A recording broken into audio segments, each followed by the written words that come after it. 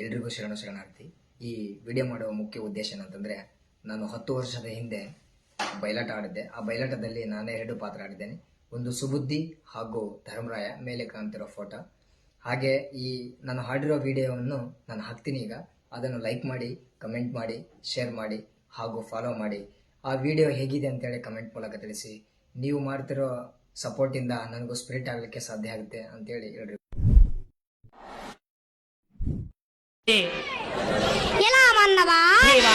ಶರತ್ಚಂದ್ರ ಚಂದ್ರಿಕ ಮಂದಾರ ಹರಿಚಂದನಗಳಿಂದ ಜಗಿಪ ಸುಂದರ ಮಂದಿರ ನವರತ್ನ ಕಾಂತಿಯದೋ ಸ್ವರ್ಣ ಖಚಿತ ವಿಭ್ರಾಜಿಪ ವಿಗ್ರಹರನ್ನ ವಿಚಾರಿಸುವ ನೀನು ದಾರು ಭಕ್ತ ಶಿಖಾಮಣಿ ಜೀವನೇ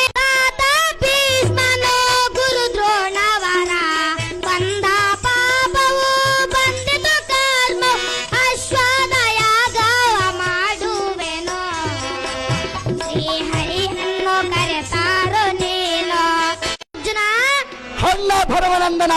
ನಮ್ಮ ರಾಜ್ಯಕಾರ ಭಾರ ವಿಚಾರದಿಂದಾಗಲಿ ಪ್ರಜೆಗಳ ವಿಚಾರದಿಂದಾಗಲಿ ದಾವ ವೈರಿಗಳಿಂದಾಗಲಿ ಯಾವ ವಿಧವಾದ ತೊಂದರೆ ಇಲ್ಲ. ಮತ್ತೆ ವಿರೋಧ ಹಾಕಬೇಡ. ಆದರೆ ನಾವು ರಾಜಾಪೇಕ್ಷೆಯಿಂದ ನಮ್ಮ ಕುರುಕುಲ ವಂಶರಾದ ದುರ್ಯೋಧನಾದಿಗಳನ್ನು ಬಂಧು ಬಾಂಧವರನ್ನು ಗುರು ಹಿರಿಯರನ್ನು ಸಂಹರಿಸಿದ ಪಾಪವು ಎನ್ನನ್ನು ಹೃದಯಗಳು ಕಡುಬಾಸುತ್ತಿರುವುದು. ಅದೇದಕ್ಕೆ ಹಾಕಜ? ಅಶ್ವಮೇಧ ಯಾಗವನ್ನು ಮಾಡಿದರೆ ಲೇಸೆಂದು ಮುನಿಪುಂಗವರದಿಂದ ಕಡೆಯಿಂದ ಕೇಳಿ ತಿಳಿದ್ರಿವನು. ಇದಕ್ಕಾಗಿ ಉತ್ತಮವಾದ ಅಶ್ವಭದ್ರವತಿ ಯೌವನಾಶ ಬಳಿ ಇರುವುದಂತಲೂ ಕೇಳಿ ತಿಳಿದ್ರಿವನು. ಇವುಗಳು ನಿಮ್ಮ ಸಾಹಸದಿಂದ ತಂದು ಆ ಶ್ರೀಕೃಷ್ಣ ಅಪ್ಪಣೆ ಪ್ರಕಾರ ನಾವು ಅಶ್ವಮೇಧ ಯಾಗವನ್ನು ಮಾಡಿದರೆ ಪಾಪ ಪರಿಹಾರವಾಗುವುದು.